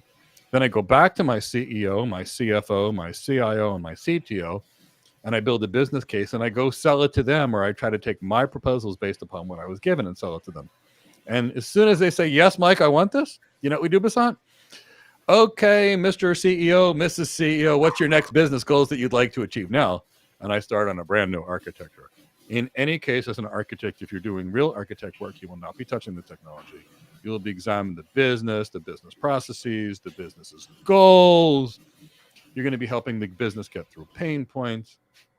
And that's kind of what you're doing. So let's, to give you an example, let's say you work for an airline. And the airline's biggest challenge right now is fuel costs and labor costs. You know, could we come up with an automated way to fly the planes? That cuts down on the labor costs, right? If so, what would need to occur? We need to work with regulatory bodies to allow AI flying planes. We'd have to do a proof of concept and prove it's safe, whatever. And then we could have those laws changed. That would be an option. Or we could look at that company and say, oh, you know, you got a lot of flight data over here. We've got a lot of data in the oil market going on here. We've got a lot of data that can look at what's going on with the yield curve, what's going on with economic events, what's going on geopolitically. And then AI could analyze that data and say, if you buy your fuel options on December 27th, 2024, we think you'll get the cheaper price. Well, that could be billions of dollars in savings for an organization. So I might be working at that airline and coming up with that solution. Now, if I worked at NVIDIA, guess what? I'm going to do people trying to sell them that solution. So I'm going to work with the post-sales architect and say, you need this many H100s, you need this, you need this, you need this, you need this, and work with. So it's the same job. Always we're designing, presenting, and selling. That's the job. It's just, do you design, present, and sell for your own company? Or do you design, present, and sell? So Mark's my chief technology officer. That's an enterprise architect in reality. And train lots of enterprise architects as well. So I'm the CEO. Mark says there's this cool little technology innovation, and I think it's going to help you with this. What does Mark have to convince me to do? Mark has to convince me that it's worth investing in this, that if I invest in this option versus another option, it'll give me a greater return on investment. He's got to sell it to me. It's the same job. So I like to say design, present, and sell. Realistically speaking, if we're doing our job right as an architect, and that's the key, if we're doing our job right. And the reason I say doing our job right is most cloud architectures are disastrous. I mean, If you look at McKinsey's data, 70% of of architectures actually fail to provide business value. So imagine this. Imagine you went and spent every last dime of money that you had in the bank on something and you got nothing out of it. How happy would you be? And I work with businesses spend $2 billion. I'm sorry, I'm not joking. $1 to $2 billion a year annually on technology. JP Morgan Chase has 2,000 AI people. So out of curiosity, just for fun, if you look at someone's fully loaded salary in a bank for AI, you're probably dealing with about $300,000 a year times 2,000 people. So that's $600 million right there, just on employee costs, just for their AI team. So you're starting to see the magnitude of the kind of things that we're dealing with. And most architectures fail for the following reasons. They don't start at the business, they start thinking about the tech. So what does a good cloud architect do? The first thing they do is they work with the executive team of the customer to find the vision and the goals of the business. Then a good cloud architect, something you'd see David Lithicum doing, or something that I'd be doing, or any of the people, that are in chief architect and distinguished architect roles and principal architect roles. Then we're going to go look at the client and the way the business operates. What's the org chart look like? Who do I need to talk to along the org chart? How does sales occur? How does the company provide value? What does that company do differently than other companies? And what are your goals? Because the goals that we have will change things. And the goals that we have will change the business. For example, if we look at the operating model for a custom restaurant like a Morton's, people go to Morton's, they spend $150 on a steak and a glass of wine. They expect that steak to be cooked their way. So they're given in a business without a lot of clear processes, and they hire expert chefs. By comparison, I've got a business like a McDonald's. I need to create a lot of structure, right? And I need to have very automated systems, because I need that burger to be right. Whether you're in Dubai, whether you're in Athens, whether you're in New York, whether you're in Miami, I need it to be the same every time. Probably not going to be as good as what Morton's is going to give you for much more money, but it's consistent. So in one business, I need a highly structured operating environment. In another one, I need more flexibility. And if we tried to put McDonald's processes on Morton's would go out of business. And if we tried to expect McDonald's to work with the business processes of a Morton's, they'd have to hire $50,000 chefs versus minimum wage staff that they're hiring. So it all depends what the goals actually are. So kind of think about that. So that's why we start with the executive team. Then we learn how the business operates. Then we have to work with the business and say, the way you're operating right now won't get you to your goals. So we got to change these processes, etc. We need these people. We need to do the following. Then after that, we bring in a team of people and we look at the organization's technology, their network, their security, their data center, their cloud, their applications, their voice and video systems, and even more. And then we say, is that getting that client to their ultimate goal? And if the answer is yes, nothing to do. If the answer is no, and generally speaking, when you want a business to operate differently, you need new tech systems to support it. Then you design the tech around that business goals, working backwards from the business goals. Now it's time to design that new technology architecture. So now I'm going to need a team of 15 to 50 professionals. I'm dealing with an enterprise, right? So it could be an airline, it could be a bank, I don't care. It's an enterprise. So they're going to have maybe 100,000 employees, 200,000 employees or more. So now I need to think about how that business actually operates. How do things actually occur? And now in order to get all that stuff working, I'm going to have to speak to stakeholders all across the company, and I'm going to need to lead my team of people. Now, an environment like that, I'm going to need a network architect to focus on the network. I'm going to need a cloud architect or two to focus on the cloud. I'm going to need a security architect or two to focus on security. I'm going to need an IAM architect to focus on the organization's identity and access management strategies. I might even have some data loss prevention experts inside of that team just from security. Now I'm going to have some data scientists. I'm going to have some big data engineers. I'm going to have some AI architects that are going to be part of my team. Now I'm probably going to need some people to focus on applications. So I'll bring in an application architect, potentially some developers that are going to have expertise on software development. Now, while I'm at it, you're getting the point. I'm going to need somebody to automate this and make the rollout simple. So I'm going to bring in some DevOps engineers for their perspective, cloud engineers, network engineers, security engineers. And that's why these architecture teams take 15 to 50 people. And you as the architect are going to lead that team. When they're stressed out, you're going to be buying them dinners and drinks. You're going to be taking them to lunches. You're going to be doing team building events. And to put it into context, one year I spent $100,000 on team building events and buying lunches and dinners and drinks for the client and the engineers on my team. Thankfully, it was company money, not mine, but I had to do it to get those people to be functional. Then I got the team design the architecture. Then our team, we have to go and find out who's going to govern the architecture at the client site, which means now meeting with various business units and various executives and getting their buy-in. Then we're going to have to help that client with, okay, you want to make a change. Here's the strategy to make those changes occur. I think you can start to realize now the amount of work that we do at the business level and why we can't touch the technology. You know, there are architects that try to touch the technology, and what happens is they're like among the 70% of architectures that usually fail. And the reason is you have to focus on what your goal is. And that's the reason. If you're focused on the tech, do you know what you're not focused on? The business. If you're focused on the business, you have to have somebody smart enough to focus on the tech. And that liaison between the business people and the tech people is the architect. So, Tyrone, why don't you share this? And this shows you, this is giving you some example about Vantage Point. Okay, so everyone, I took these photos in my backyard. Looking at this photo, everything looks great, right? And if I was the squirrel photographer, I wouldn't be using my iPhone. I'd be using my professional camera because I love to take photography, but I'd be focused in on that squirrel. I'm zoomed in on that squirrel. Does it look good? Does it look safe? Looks good, right? But because I'm focused on that squirrel. Now, in this same environment, and what do you call it? Tyrone, bear with me. Now, I'd like you to actually share the screen. Now, in this case, I've zoomed out like the architect has to do because you can't be focused on what's in front of you. Tyrone, share the screen, please. Now, this is what was really going on. See that beautiful little girl with the pointy ears and the tail? That's my cat, Cindy. We absolutely love her, my wife and I. She is a beautiful cat. But my cat, Cindy, was thinking about how do I eat that squirrel for dinner? And how do I bring it in the house and give it as a gift to me, which, believe me, is not anything that I ever wanted. But the point is you can't see that when you're focused on what's in front of you.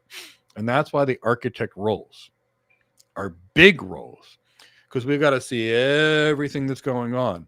And the second we zoom into something like the tech and focus on it too tightly, we're there, which is why if Mark and I were on an architecture and I was the executive architect, believe me, I know networking and I know it real well, but I was one of the original CCIEs. I worked for Cisco for a decade. I designed half of the internet service providers network. So I know networking, but if it was a big global architecture, I'd have to have Mark do the networking, because if I focus on the network, I'm going to miss the business. I'm going to miss the business process. I'm going to miss everything. So that's why we need these architecture teams.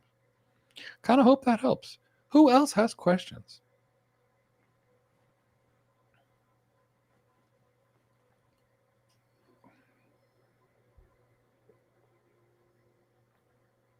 Now is not the time to be shy, guys and gals. No. This is the time to ask the questions or give your comments if you like.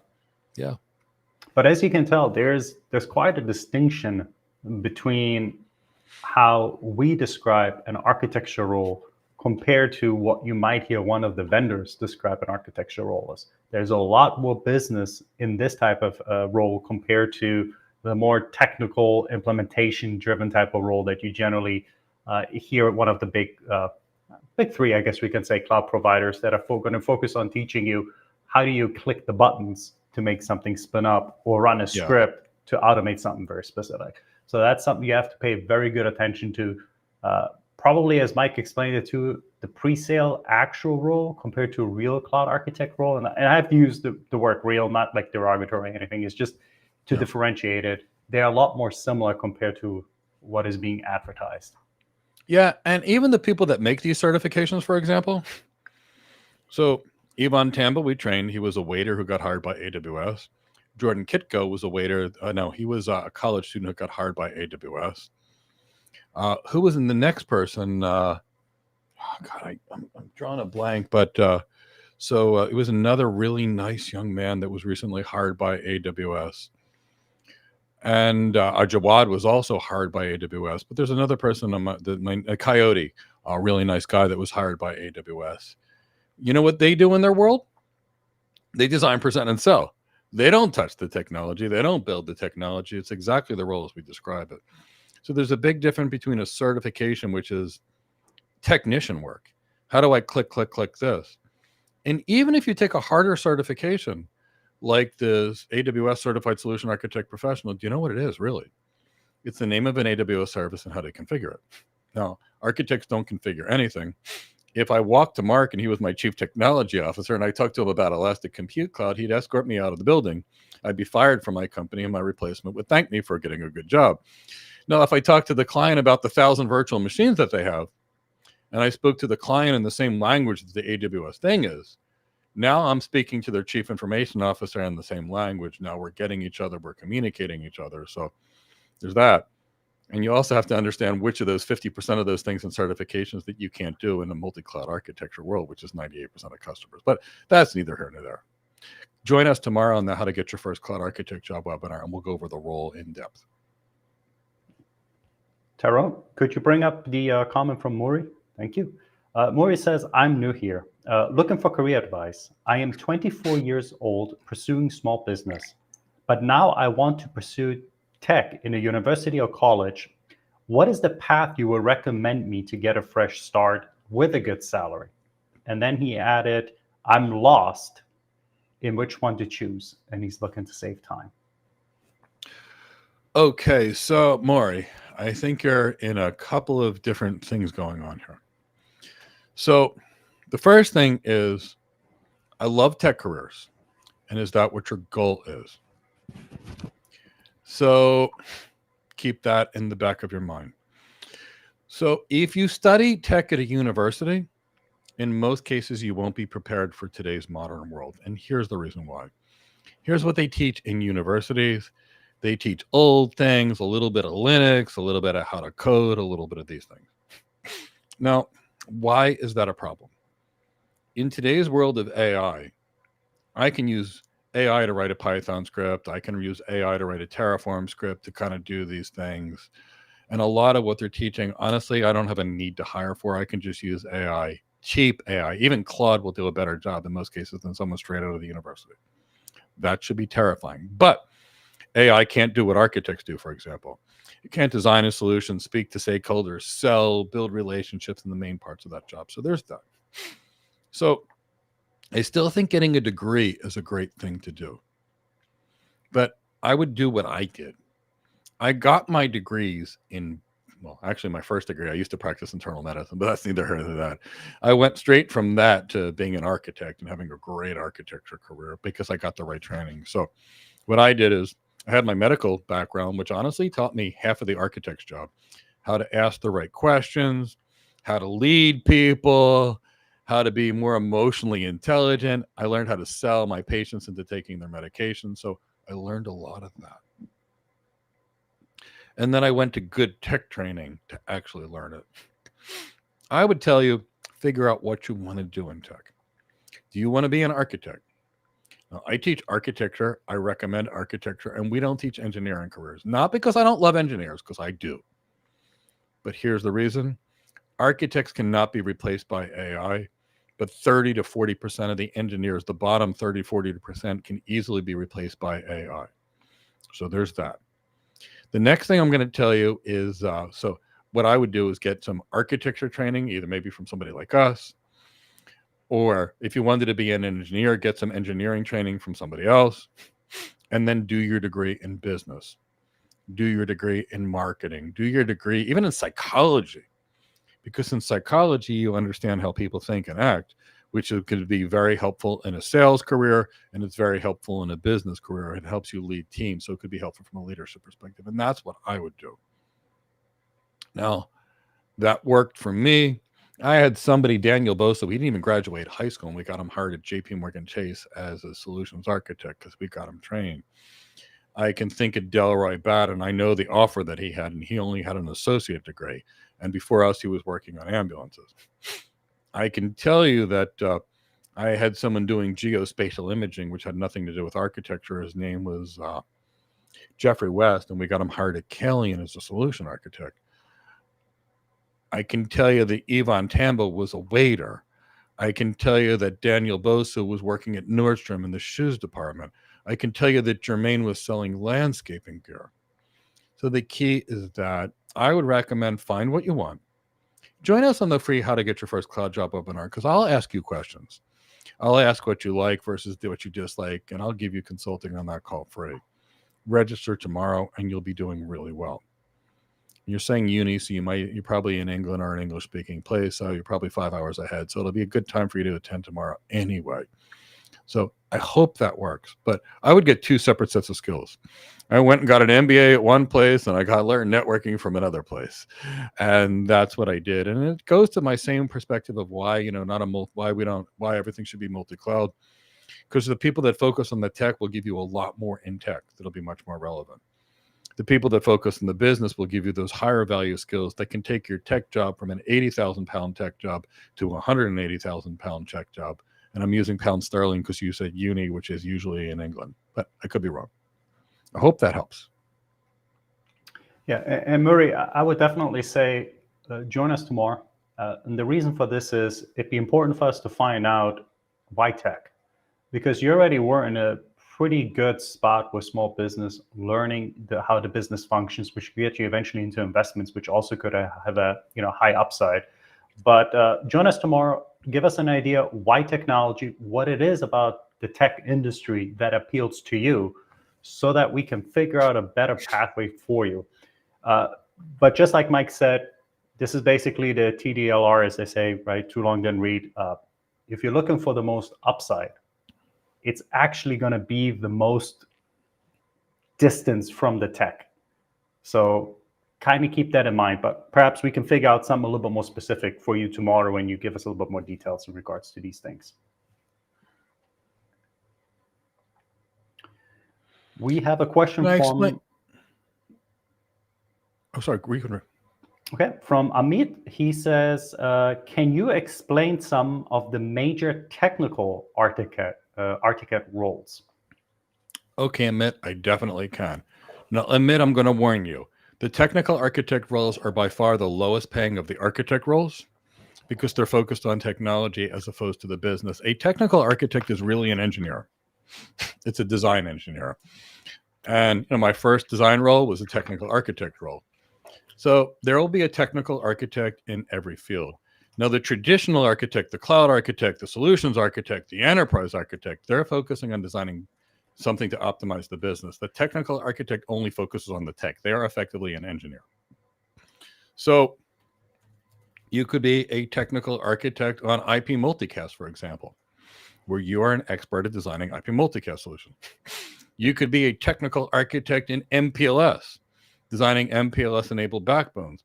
Or you could be a technical architect in either RFC 2547 BGP VPNs versus VPLS-type VPLNs.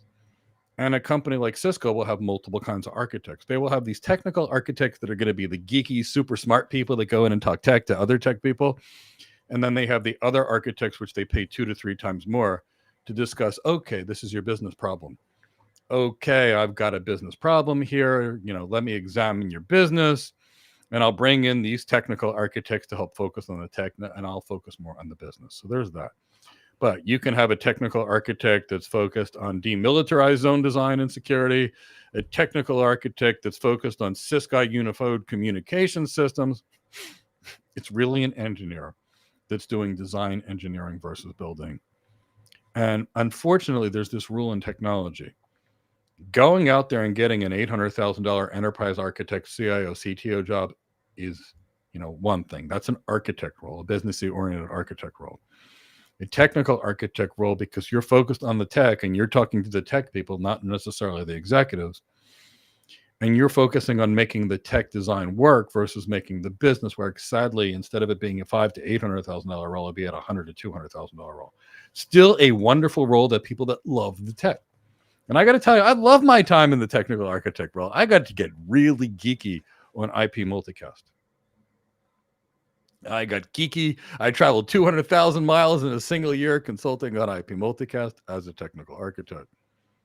But There's that. So keep that in the back of your mind. If that's your goal, focusing on the tech, but I got to tell you, you will reach this ceiling in your career. And no matter how much more you learn, you will not go any further. I can tell you, I was at a company, I got really frustrated. And thankfully, I had a good manager that pulled me in a room. I was a CCIE, a CCDP, a CISSP, and my CCI number is 7417 back when it was this miserable 2-day exam. And I got to tell you, I got pulled into a meeting by my manager and said, Mike, you ever want to, and he said, Mike, you don't need another CCIE, because I was wanting to do a second CCIE. And he pulled me and he said, Mike, I really want to help you. He said, you're a $150,000 sales engineer / technical architect, because it was like a technical solution architect role at the time. He said, want to know the difference between you and the $300,000 enterprise architect? This is about 20 years ago. And I'm like, please tell me. And he says, you're focused on the tech.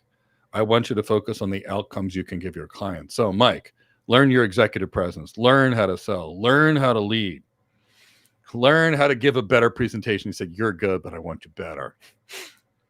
Learn to be more relevant to CXOs and you'll have the $300,000 role. Practically overnight, I did everything the person told me. I got an MBA and it took me into new roles that I never knew. Roles where I got treated with a lot more respect. I got treated better. And I liked both. So the key is, if you want to be tech, it's great. But a technical architect role is a super smart engineer that's doing design engineering. Where a cloud architect, an enterprise architect, a solution architect, an AI architect's more focused on your business outcomes. That's technical architect roles. And you could have a technical architect and a cloud provider on just Elastic Kubernetes service, for example, that are just spending their whole life learning that one simple thing. That's a technical architect. All right, let's go to the next question, please. This is from a LinkedIn user, Joseph. Welcome, by the way. It says, sir, how long can it take for your design, or how long could it take for you to design a good architecture for starting a company, let's say, such as transport company or a bank? Okay, so it's going to be a lot easier to design a company that's never existed than it actually is a regular company. So if I were to work with an existing bank, I would take 6 to 12 months. It would take me and a team of 15 to 50 people minimum to be able to re-architect something. So if you think about 50 people, and you think about them spending 6 months to a year on something, it's the equivalent of one person 25 to 50 years if they were by themselves. That's why you know we have a team. Now, let's talk about what a real architecture actually is, Joseph. So let's say you wanted to start a bank from scratch. That architecture is going to still take you a very long time, because here's what you're first going to have to figure out. First, you have to figure out what business is that bank in. Is it in the lending business? Is it in the investment banking business? Is it in the client investment business? And you would need to know that business. And then, Joseph, you would have to first part in the operators figure out how you want it to occur. Do you want your clients come in from the internet? Or are you going to be dealing with big money whales? You know, what kind of client? And then you have to figure out, how do you reach them? To reach a big money whale, that's going to take a big marketing budget, and you're going to have to class it up, and you're going to have some salespeople with a whole bunch of MBAs and a lot of executive presence. Whereas if you're trying to deal with the regular community, maybe to take the average person's money, you need to be more relatable. And you might be able to get away with some social media. So first you got to figure out the goal of the business. Then you have to figure out how you want that business to make money. Then you have to figure out how to sell the product. Then you have to figure out what kind of a people that you need on your team. And then you got to build that business plan before you can even get to the architecture.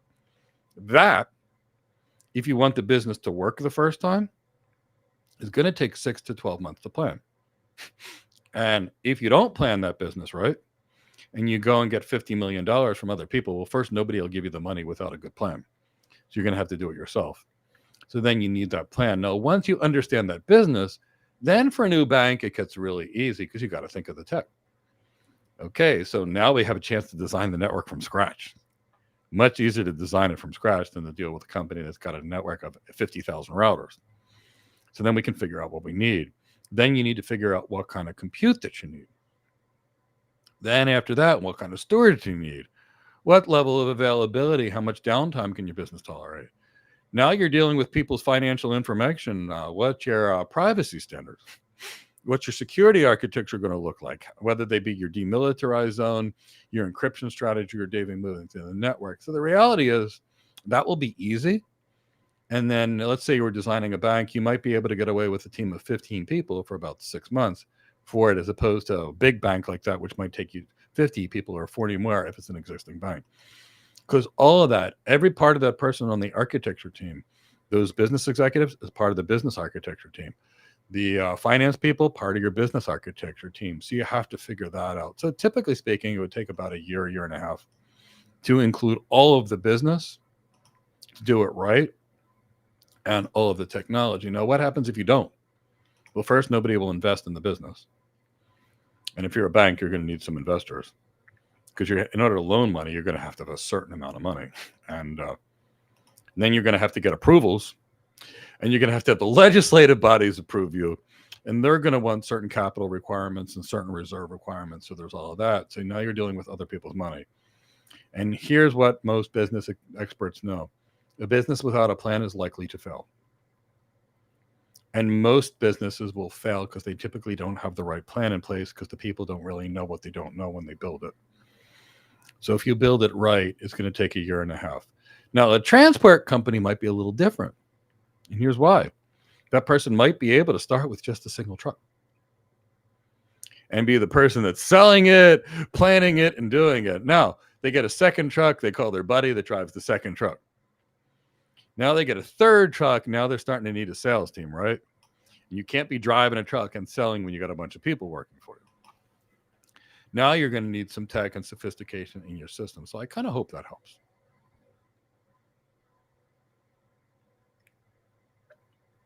Let's go on to the next question, please, Tyrone. Question is from Tony. Would you advise someone to get an MBA in conjunction with this program to get the business acumen skills and also to look impressive to the hiring manager? So the answer is, I love to see people get MBAs. And I have plenty of students that are doing MBAs. I also have what I call the Elite Architect Program. And I'll tell you what that actually is. It's our Cloud Architect Program. It is our interview program. And on top of that, it is our Tech Leadership Program. So I'll tell you why I did that. So there's some things that you get in an MBA program. You'll know how to read a balance sheet. You'll know how to read a financial statement. You will understand how to calculate the cost of capital, how to calculate ROIs. You'll learn about operations management, which is great. You'll learn a little bit about project management, which is great. You'll learn economics, which will be hugely helpful to you and your clients, especially if you put extra effort. You will learn finance. You'll be able to run a business case. You'll be able to calculate whether we do a private cloud versus a public cloud versus a hybrid cloud, and you'll be able to really help them. So I love the MBA. Here's what the MBA didn't do. And I went to basically 2 MBA programs, and when I finished my MBA, my company sent me to about $100,000 of training. They kept sending me for presentation skills training, executive coaching, what do you call it? Leadership training, emotional intelligence training, and sales training, and all that stuff related to influence. Here's the good news. If you took our program, we'll teach you those main elements that you actually need and give you most of the business acumen you need to be successful, because that's why our people hire our students. Then you do that MBA. Now you've got really good credentials, and you're going to learn even more. Yes, I love the concept of the MBA, and I love it in concept with the kind of training we're doing. It will make you stand out. It will improve your business acumen, and it will give you better writing skills. It will give you so many valuable things. So yes, the answer is I love MBAs. I've got lots of my students that are taking our training and an MBA at the same time. I've got lots of students of ours that have actually graduated our program, and graduation of our program means you're hired, because we let our students stay in the program, especially the online piece, until they're hired. We theoretically limit live classes to a year, but if someone needs more classes, we're pretty flexible about it. But they've got unlimited time in our other modules of our program, and they still get the updates to the program every week from all the classes we teach each week. So people stay in our program until they're hired. And a lot of our students, after they get hired, they're like, Mike, I love my $160,000 job. And now I can't believe you. You're right. I paid $2,000 for training. I got this $160,000 job. Yeah, now I'm like, yeah, I'm willing to listen to you that I'll let my company pay for my MBA, or they'll pay for it on their own. And some MBA programs are cheaper than others. If you can get an affordable MBA, yeah, do it. If not, when you get hired, let the company pay for it.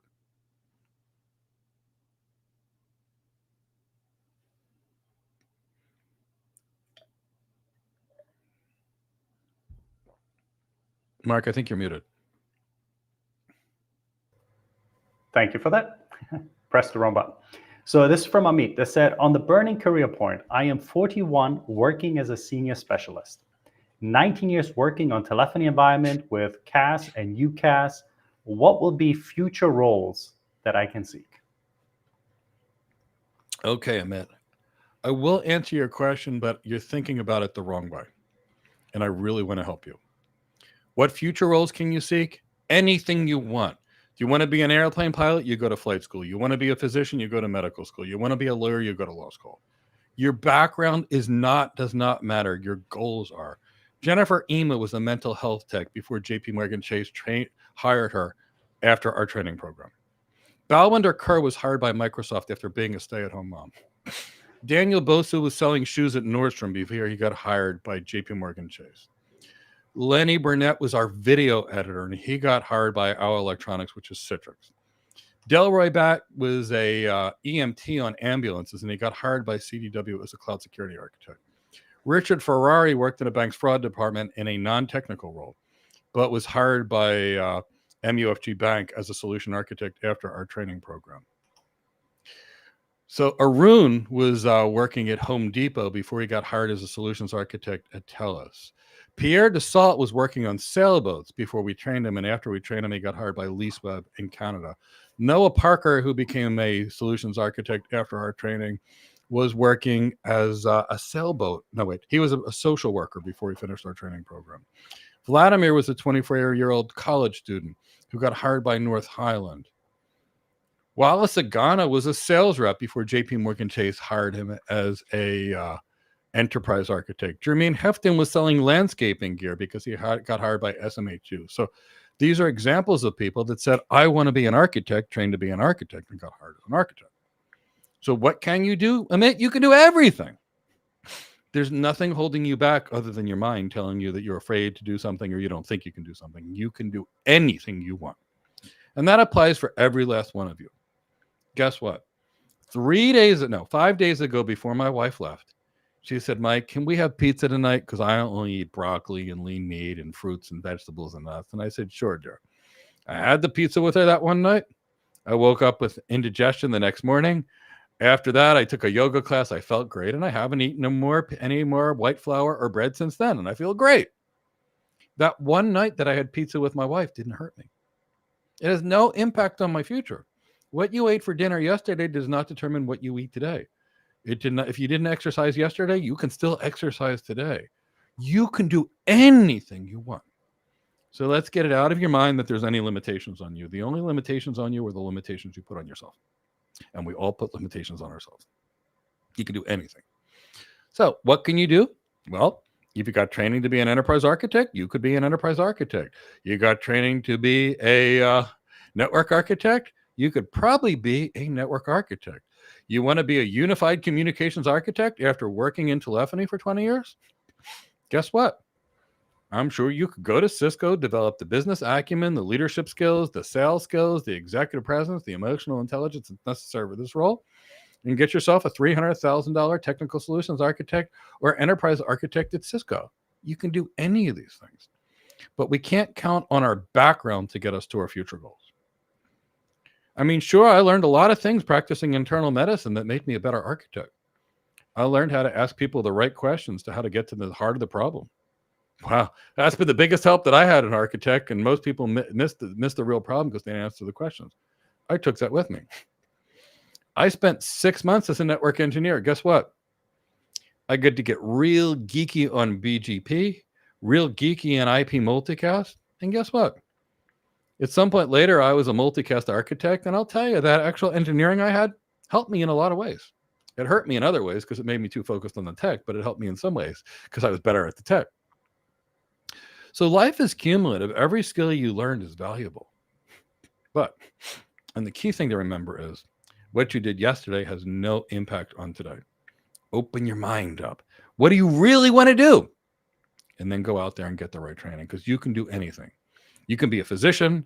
You can be an attorney. You can be an airplane pilot. You can be a building architect. Anything you want. The world's open to you. You just have to have the right skills. Hope that helps. Yeah, and Amit, also think of it this way. You have plenty of experience and years behind yourself with tech. And considering the type of environment that you've been working in, a lot of that stuff probably within the past anywhere from 5 to 7 years has been moved into a cloud environment anyway. So you probably have already worked on at least rerouting traffic into the cloud, maybe even looking at call examples in the cloud. So it gives you a little bit of a head start in regards to having seen the environment and seeing an actual use case on how you can take something as important as a call center or even just as simple as unified communications and transport it into something that's going to meet a specific business need. So even if you've done just a lot of the implementation on that side, you have seen the reason as to why these things are moving forward.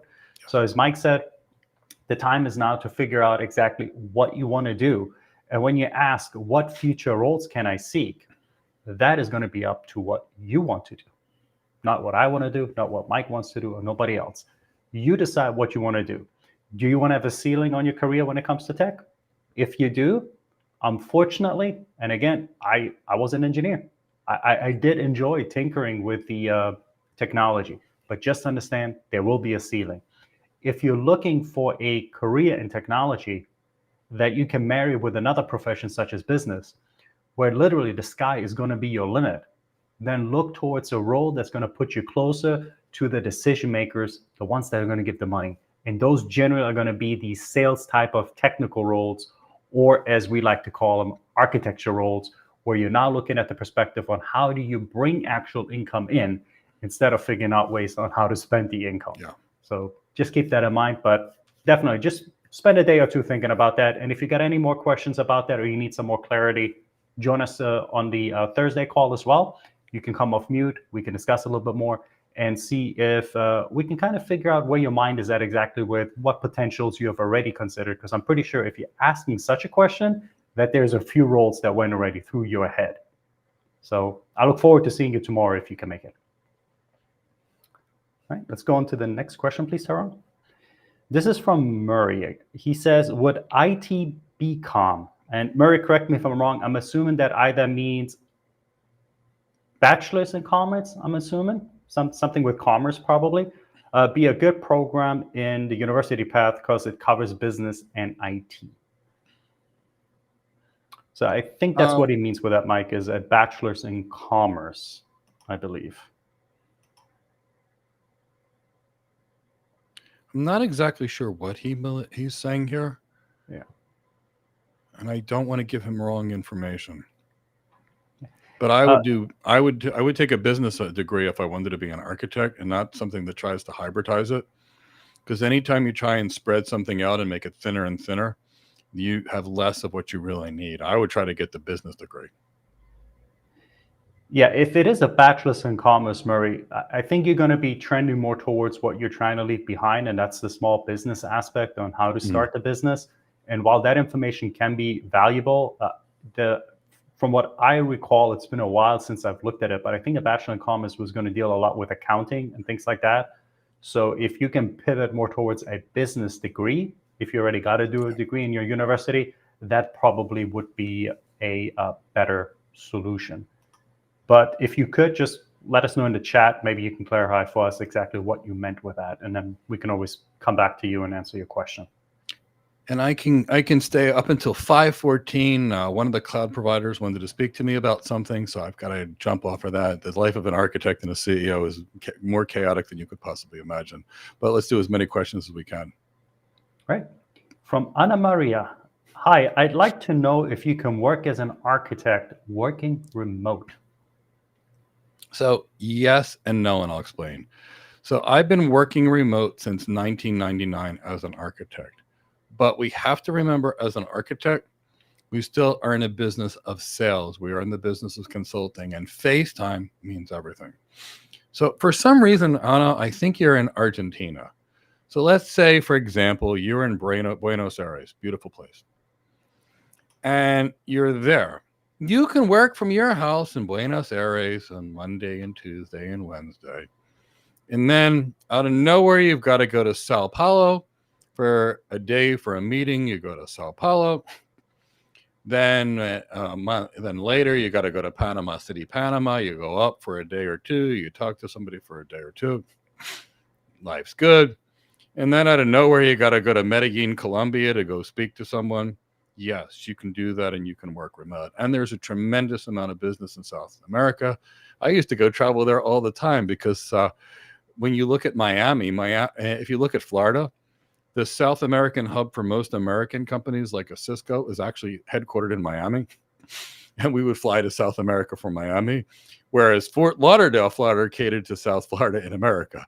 So there is that. So no, you can definitely work remote, but you have to understand you're going to still meet with clients, because there's a big difference between meeting somebody in person and meeting them on Zoom, for example. And I love Zoom, but the travel's not like it was when I was younger. When I was younger, I wrote a paper on Intro to IP Multicast. And apparently there were 5 people in the world that knew multicast, and I was one of them. So literally speaking, I was going to every internet service provider throughout the entire world. I want to talk about multicast. I want to talk about multicast. And then I joined Cisco, and they asked me to design networks for how would you create a medical grade network? How would you create a reference architecture for healthcare? And I created this 300-page architecture solution with my architecture team.